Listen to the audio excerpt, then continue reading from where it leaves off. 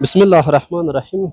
انجینر صاحبای محترم، قسمی که در ویدیوی قبلی دیدیم ما برای شما اجزای جی پی اس رو معرفی کردیم و ست بیس و ست روور را شما شناختین و اجزایی که مربوط به اونا میشد برای شما به معرفی گرفته شد. حال ما و شما میایم توسط کنترلر چه رقم میتونیم بین بیس و روور خود ارتباط برقرار بکنیم، چه رقم برای خود جاب ساخته میتونیم و چه رقم ما و شما در حقیقت آماده کار شده میتونیم.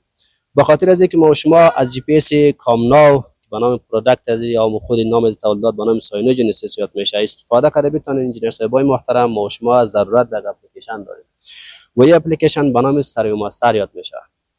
خب شما باید اولا این برنامه رو چی بکنین؟ باز بکنید و کنترلرای که امرای ای جی پی اس ها میآید تایاری برنامه رو اینستال می داشته باشد. شما میایین به خاطر استفاده از ای جی پی اس ها این اپلیکیشن رو باز میکنین. زمانی که شما انجینر صاحبای محترم اپلیکیشن را باز کردین، شما اینجا 4 تا آپشن در قسمت پایین آپشن عمومی یا کلان را میبینید. یکی پروژکت است، یکی دیوایس است، یکی سروی است و یکی چی است؟ تولز است. خب ما برای شما میگم انجینر صاحب در قسمت مور اینجا یک آپشن به نام ورک فالو یا پروسیجر کاری است. ما برای شما از اینجا تشریح میکنیم که شما چه رقم میتونین از جی پی اس های کامناو استفاده بکنید.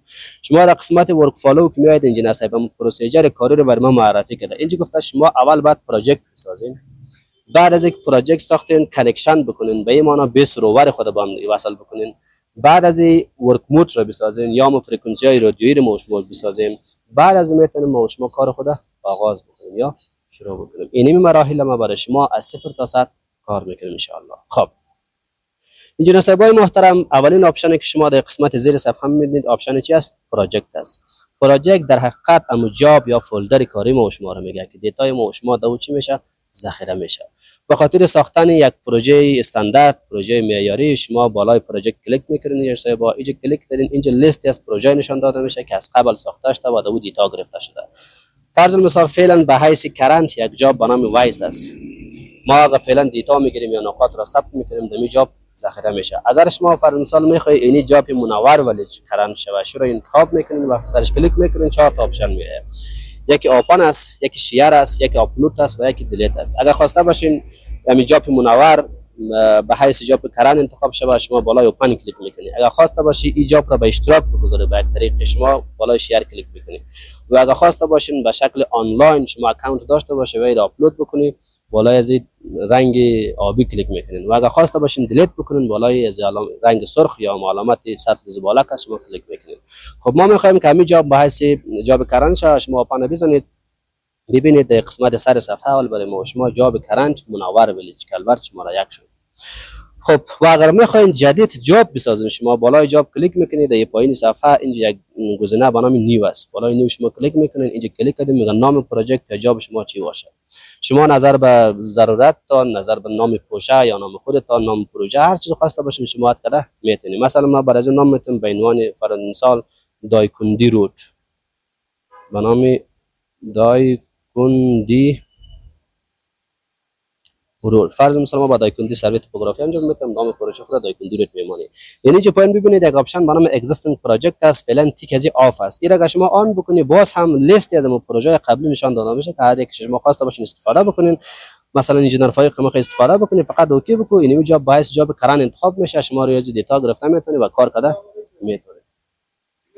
بعد انجینر صاحبای محترم شما در صورتی که خودتون جاب جور بکنین ضرورت به تیک کردن از جاب نیست. اینجا یک آپشن به نام دیتوم است. دیتوم خودش هم سیستم مختصات یا کوردینات میگه که ما شما دو نوع سیستم کوردینات داریم. یکی سیستم کوردینات WGS یا جغرافیایی داریم که طول البلد عرض البلد بر ما داده میشه و یکی ما شما سیستم کوردیناتی قایم داریم یا UTM برش میگه که UTM مخفف یونیورسال ترانسفورمیشن اف مارکاتور است. مارکاتور یک شخص بود چیکار کرد زمین از حالت کروی به حالت مسطح در آورد و یعنی کل نقشه جهان به 60 زون 6 درجه‌ای تقسیم کرد که از جمله افغانستان به 3 زون قرار گرفته. ولایت‌های مرکزی به زون 42 است، ولایت‌های مغربی به زون 41 است و یک قسمتی از ولایت بدخشان که مربوط به واخان پامیر میشه به زون چند 43 واقع شده.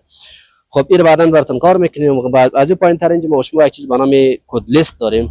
از این بخش شما میتونید وقت توپوگرافی انجام میتونید لیست از کدایی را که ضرورت دارین در اینجا وارد بکنین. بنابراین شما بالای کد لیست کلیک میکنین. اینجا که کلیک کردید اینجا میتونید برای خود یک تمپلیت بسازید که کدای ما تحت یک نام واضح برای ما شما در اون پوشه سیو شود. بنابراین شما ات میگیم میگه نام تمپلیت تون چی باشه. مثلا نام تمپلیتی که ما ایجاد میکنیم به نام توفیق باشه، فرض مثال به نام یک نام برش میتونید. اینه که اوکی کردن اینجا با شما کدا را اد کرده میتونید. مثلا کدایی که ضرورت دارین در پروژه، فرض مثال سرک سر میکنید سنتر لاین SL، در قسمت دیسکریپشن شما مینویسید سنتر لاین و همین رقم وقتی شما کنفرم بزنید یک کد به نام سنتر لاین ایجاد شد. و اگر دیگه کد میخواهید باز هم شما اد میگی کد ضرورت دارید، مثلا به نام RS به این معنی رایت ساید سرک باشه، رایت ساید. به همین حالت شما رایت ساید به این شکل و همین رقم کدا رو شما اد کرده میتونید. خوبیش از زمانی که ما کدا رو از قبل اد بکنیم در جریان توپوگرافی وقت ما و شما ضایع نمیشه. کدا رو فقط انتخاب میکنید، پوینت خود میگیرید و همچنین وقتی شما کدا رو اکسپورت میکنید انتقال میتین به کامپیوتر به دیزاینر هم را دیسکریپشن داده میشه و هم فول دیسکریپشن داده میشه. این بود از طریقه که رقم شما کد لیست اد کرده میتونید. اینجا پوینتر شما یک چیز بنام اپراتور داره، اپراتور هم نام سرور میگه، کسی که واسه کار میکنه، مثلا ما کار میکنیم انجینر فایق است و انجینر فایق. و در قسمت کامنت اگر چیزی ضرورت باشه تشریحات شما نوشته میکنه، اگر نباشه چیزی نمی‌نویسید. مثلا ما شماره تلفن خود می‌نویسیم 077 باز 77 451 66. در صورت ضرورت بتونید شما با این شماره با تماس شوید. اوکی میکنیم. درست از زمانی که اوکی کردید لیست از دیتم برای ما شما چی میشه؟ باز میشه. اینا دیتمای است یا سیستم مختصات است که از قبل ساخته شده و مردم از این استفاده کردن. مخصوصا سعی که با شما اینجا 6 تا دیتم داریم مربوط به کشور چین میشه که اینا مختص اون مردم است، چرا که زون اون مربوطه انتخاب شده و اونا میتونن از این آپشن استفاده بکنه. چند تا دیگه، 3 تا دیگه در اینجا ساخته شده. شما میتونید اگر خواسته باشین دیتمای را که تعریف کردیم حذف هم بکنید. طریق حذفش چی است؟ به طرف راست میکشین اینجا بر ما 3 تا آپشن میاد، یکی ادیت کرده میتونید، یکی آپلود کرده میتونید و یکی حذف کرده میتونید. بالای علامت چتر زباله بزنین چی میشه؟ دیلیت میشه. این یو تی ام هم خواسته باشین به این شکل چی میشه؟ دیلیت میشه. و یو تی ام 16 هم مثلا میتونین چی بکنید؟ دیلیت بکنید. و اگر میخواین برای خود نیو دیتم بسازین بالای مور مینه شما اینجا هست ایجی که آمدین بالای کاستماایز کلیک کنید. ایجی کاستماایز کلیک کردیم میگه نام دیتم تون چی است؟ قسمی که بیشتر برای شما یادآور شده. ما دو نوع سیستم کوردینات داریم، یک سیستم کوردینات قائم داریم، یک سیستم کوردینات جغرافیایی داریم. معمولا برای توپوگرافی سرک، کانال، شهرک ما شما از کوردینات یو تی ام استفاده میکنیم. بس کوشش به این شود که نام یو تی ام داده شود، یعنی قائم استفاده میکنیم، یعنی فاصله از نورت و ایست برای ما شما به متر محاسبه شود، نه به زاویه درجه و دقیقه و ثانیه. و اینه که شما یو تی ام دادین این در قسمت سورس لیپسیمیت خود از سیستم جهانی 1984 میگیره. در قسمت تارگت لیپسیمیت انجینر صاحب شما از بالای سه خط کلیک میکنه ببینید کشورهای دیگه از خودشان گریدا داره و سرالت‌های مشخص داره، مردم میتونن از استفاده بکنن. متاسفانه که ما شما در افغانستان نداریم، ما شما از سیستم جهانی استفاده میکنیم. یکی WGS 72 است، یکی WGS 84 است. به این معنی World Geographic System 1984 در سال 1984 استفاده از محوره ها چه شد؟ عام شد که افغانستان موضوعیت از داره. شما میایین از این بخش 45 یا WGS 84 انتخاب میکنید. زمانی که انتخاب کردید این یک چیز به نام A میاد. A در حقیقت ببین چون زمین شکل بیضوی داره، این طول محور اطول میشه، محور بزرگ میگیم ما شما. و اینجا اسکیل فاکتور برای ما نشان میده و آزمود سیستم زاویه سمت میگه نظر به سمت شمال محاسبه شود. ما شما با افغانستان اساس برای ما شما سمت کجاست؟ شمال است. اگر نقشه جور میکنیم، اگر تطبیق میکنیم، کلا نظر به شمال میشه. بعضی کشورهای دیگه هم هستن که برای اونا شمال اساس نمیگیرن، کدام جهت‌های دیگر رو برای خود اساس انتخاب میکنن. و پوزیشن دایرکشن فعلا نورت به ایست است، یعنی هم جهت تقریبا ساعت زاویه چی میشه؟ محاسبه میشه. در صورت ضرورت میتونید جهت دایرکشن زاویه را چی بکنید؟ تغییر بدید. این مورد که شما انجینر صاحب انجام دادین اوکی میکنین. وقتی اوکی کردین انجینر صاحب اینجا آپشن دیگه منم پروجکشن است. شما بالا از آپشن کلیک میکنین انجینر صاحب، اینجا که کلیک کنین شما انجینر صاحب بالا باز فایل کلیک میکنید. ما چون کوردینات یو تی ام را گرفتیم، از اینجا شما چه انتخاب میکنید؟ یو تی ام را انتخاب میکنید. زمانی که یو تی ام را انتخاب کردین انجینر صاحب میگه در کدام زون قرار داره. در صورتی که کنترلر شما همراه 20 روور وصل نباشد، شما زون مربوطه را تایپ نوشته میکنین.